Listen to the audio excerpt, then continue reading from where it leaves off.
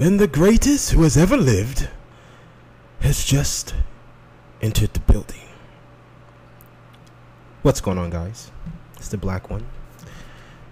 Or Big Black, the dark one. Obi-Wan Ginobili. I see green numbers. Whatever you want to call me. Bringing you some Madden 25 gameplay. I got the Saints and my opponent, of course. If it's not the 49ers or the Chiefs, it's going to be the damn Seahawks. And without a doubt, he's going to have a heavy running scheme. And he's going to play man coverage. Anyway, two men under, by the way. What's going on, y'all? I got some cool things to talk about today. Actually, I'm going to go over E3. Not go over E3, but just kind of share my opinions about the things that they revealed for the new Madden 15 game and what I think about it. Now, I'm going to be going back and forth between Madden 25 and Madden 15, and I'm doing that on purpose because to show the difference, you know, what visually we can see different between the two games. Now, I don't really care about graphics, and plus we don't have the actual game, so this visual comparison I don't think will add up to too much until we get the game, but we can kind of get an idea. And where should I start?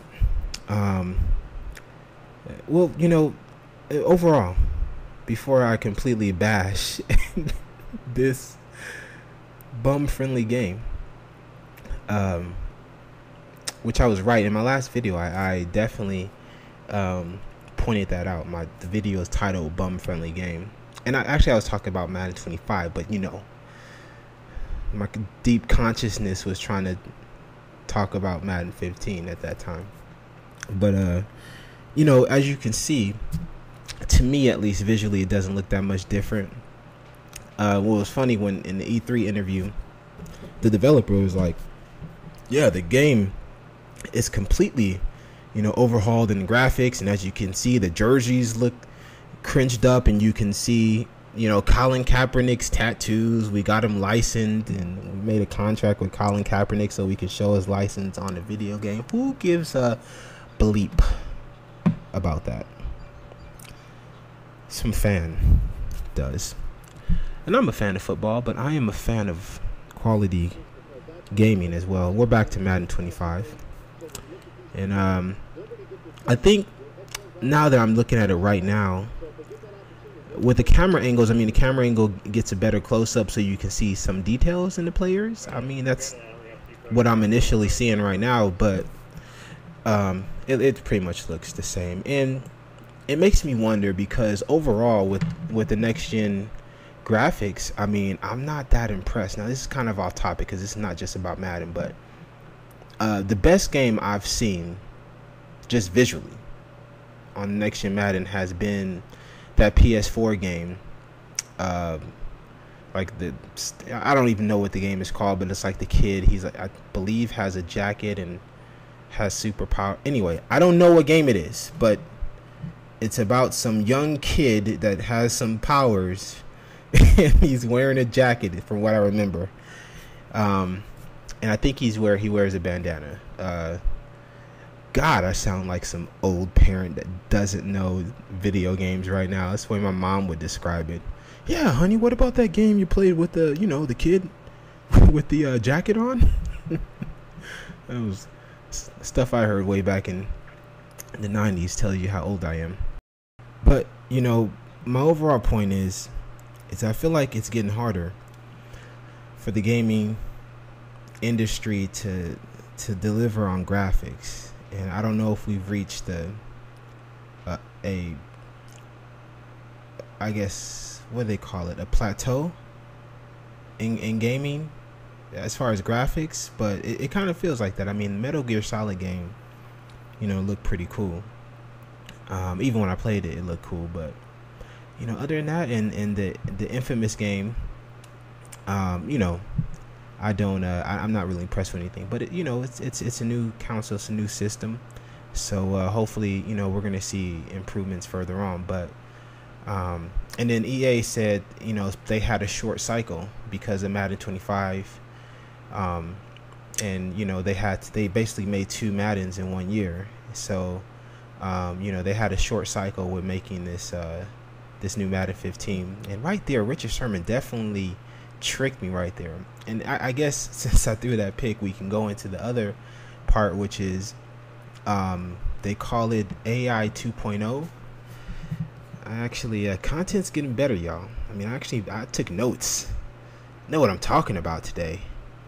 It's called Real AI 2.0, and I got this information off easports.com. You can go on there and look at whatever you want if you haven't already. But basically, the player animation, player AI. How do I say this? The player AI system is going to react a lot better, more like a real player, so now when they talked about this, they kind of went more on the quarterback, like playing against a computer quarterback is going to be harder, as if it wasn't hard already. The heck, did they not play practice mode in connected franchise? God, it's the hardest games I ever played in my life. That's another thing. I feel like a lot of the things that they mention are really just recycled ideas that they just kind of tweaked. Like, another thing is the cone, the proximity cone thing. That's just like what Madden 06 it was. I forgot which Madden with the, but it's different than that, because it's on defense and it's supposed to work better, and it's really to help people make tackles better. But you basically kind of had the same thing in previous Maddens. Like they mentioned there's 3 type of tackles you can make. You can make big hit, go for a short tackle, or there's another option. I forgot the third option. But the point is, like, all those tackling options are present, as far as what I know, in the previous Maddens. There might be something different. I mean, I don't have all my information on this point, but overall, it's, to me at least, it's a recycled idea that they tweaked. What else? What are some other things? Nice little blitz I sent right there. Got a little bit of heat. I know a little bit of something. But another thing that they kind of fixed up is the defensive player-to-player animation, which is something I talk about all the time. It's going to work a lot better. No more abusing out routes. I mean, if you shading matters this year. So if I shade on man coverage and out route, it's getting picked. And that is awesome. I mean, honestly, that out of everything, like, that is the best I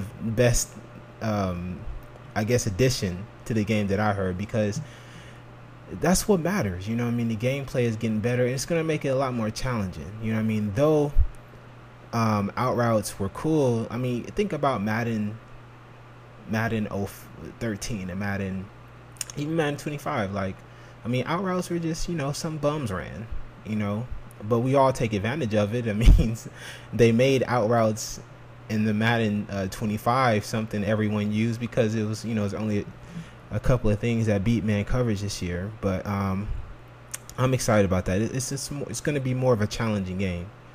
You really got to make reads. I mean, if someone's covered, they're covered, and you're not going to get out of that, and you got to call the right play. So I do like that. I appreciate that.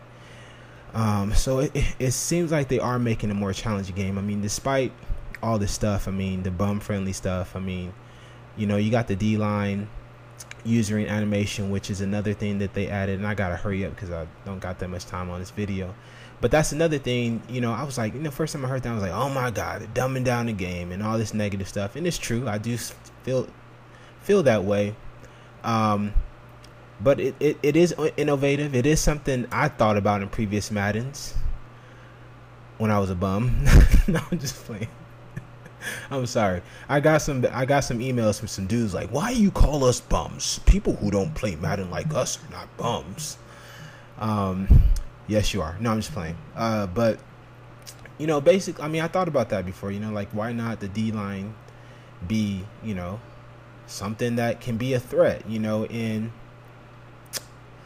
I mean, it's going to be a threat this year, because that's the the new selling point for this, not selling point, but the new thing that they're adding to Madden, which they do every year. Last year it was a running game and blocking, and year before that it was precision passing and the what does it call it, the something engine, anyway, the thing where you basically ran into the back of your lineman and you fell down.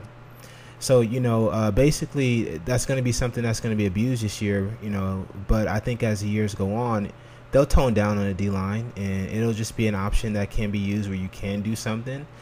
Maybe we'll find ways to overcome it, but I think it's cool that you have a little bit more options for the D-line. Now, one thing that they said is that when you up the skill, if you up the rating to all Madden instead of all pro, then the pass rush is going to get more serious. And I thought that was interesting because I believe tournaments and things like that are run on all Madden, and I think so. I'm pretty sure. Online is on all pro, but I thought like, is that going to be still cool to run it on all Madden? I mean, because you're going to be getting all this block shit that could change your entire scheme on how you play. You could play Madden like you do this year, have some zones, because the zone coverage and man coverages matter this year. Player ratings matter. Just like on that play when I threw that pick to Richard Sherman, you can already see it in this Madden that player ratings matter. So I plan on seeing more stuff like that from other players, So we just have to wait and see. We don't have the game yet, but I do like what I'm seeing right here. Dude hit me with the read option. This dude's gonna quit out for reasons I don't know. He probably realized I was so great. And but yeah, so, and also pursuit angles are going to be fixed. And I mean, those are all the points that I felt were worth mentioning. But so, I mean, despite all the bum friendly talk and all that all of that, it does seem like they are creating a better Madden. So we won't know until we actually get the game. So I'm excited about it. On to my next point. I actually I'm partnered now with a partner. I'm partnered with a partnering. I don't even know what to say. I'm partnered, and it's kind of funny the way this whole thing happened. But I got an email from Maker Studio, which is the same company that Ray William Johnson used to be affiliated with. But anyway, it's not that big. But they basically do is like, I feel like your channel's got potential, and do you want to be a partner? And I'm like, hell yeah, and so I signed up. I looked into it, and I'm not partnered with Maker Studio. I'm partnered with this I think sister company for, I guess, YouTubers who have like low subscribers, which they see as potential. They see them as potential. So they want to help them, and yeah, so I'm partnered with RPM actually, and when I looked into it, it wasn't as big as a deal as I felt it was at first. I mean, basically anybody with a decent amount of views could get partnered, and you just have to have a YouTube account. Basically, they're making it like that, and and I think it's their way of just opening it up, and if you get views, then they get money, and they'll help you there, so they're just giving everyone the platform to be successful and go from there. But it was kind of a bummer because I actually thought it was something, like significant, and it is. I don't want to belittle, my little come ups. It is significant because I got an email like you could partner just by yourself. You don't need to you could just apply and go to their website, but I was contacted, so that's cool. So anyway, I'm not going to make any empty promises about YouTube excellence, but obviously I'm motivated a lot more because I got some incentive now, so that's going to change. I'm just saying, like, this channel is going to change a bit, but I'm going to let it show for itself rather than me saying something, and if you like what you see, then comment, like, and share. And last thing I want to talk about is LeBron James and how he won the NBA championship. Oh, wait. He didn't win. I'm so used to saying that. He got stumbled on, or he got he got rolled over on by the Spurs. And I want to talk about this a little bit, because for years I've been just cringing at the comparisons between LeBron James and Michael Jordan, how LeBron is the greatest ever. And I feel like in this NBA championship, that discussion is out the door. Because old dude with the cornrows, I forgot his name, as I don't remember much. And he contained LeBron real well. I mean, I can't say that he just locked him down, but I mean, he did an effective job, and he was a baller. He played out that whole series. He's a big reason why they won. But when you just put that up, when he was not able to put the team on his back, and plus there's with the talent, I mean, any one of those players, Chris Bosh, LeBron James, Wade, any one of them can put the team on their shoulders, but none of them rose up. But we look at LeBron as the one, and I just didn't see that from him. Now, I'm not a basketball expert. I'm more into football, so there's no intelligence. This is just my fanboyish opinion from me watching basketball, the finals. I don't even really watch the season, so I'm being honest with you. So I'm not trying to say that my opinion is too credible, but when I look at the position that LeBron's in, and I look at the position Kobe has been in and is in, and Michael Jordan has been in, they have been the difference makers. Now, I'm not saying LeBron isn't, but let me give this scenario, and you guys can comment and let me know what you think. But if you take, let's just switch out LeBron for, let's say, Carmelo Anthony, or let's say like a Paul Pierce in his prime. You trade them out. Paul Pierce in his prime, though. Paul Pierce is pretty fierce. Let's just put this Carmelo. If you put in Carmelo, then I still feel like the Heat win those multiple championships. Plus, Wade won one before LeBron got there. Now, you take away Kobe from the last two championships that the Lakers won, there's no championship. You take away Kobe from Shaq, I don't believe there's a championship. You take away Jordan from any of the championships he won. The Bulls, at some points, especially in '96, the Bulls are still a good team, but they don't win those championships. And that's the difference I see. LeBron has physical ability that neither Jordan, I'd argue Jordan on a different level does, but LeBron is obviously athletically in a league of his own.